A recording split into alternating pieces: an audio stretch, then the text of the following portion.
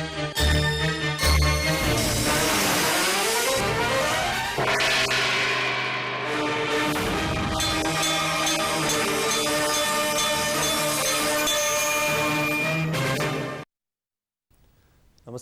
ఘంటారావానికి స్వాగతం. ముందుగా ప్రధానాంశాలు.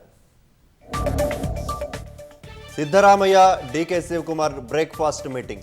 అధిష్టానం ఆదేశాలకు కట్టుబడి ఉంటామని నేతల ప్రకటన.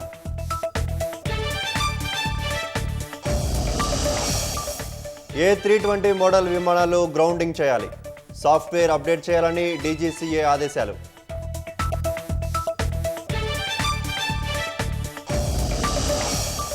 గ్లోబల్ సమ్మిట్ అధికారిక లోగో విడుదల. 3000 మందికి ఆహ్వానాలు పంపిన రాష్ట్ర సర్కార్.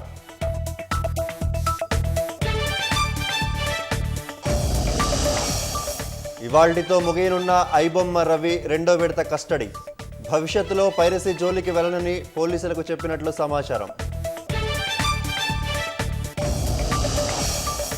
వరదలతో అతలాకుతలమైన శ్రీలంకకు భారత్ ఆపన్న హస్తం. ఆహార పదార్థాలు సహా ఇతర సహాయ సామాగ్రి తరలింపు.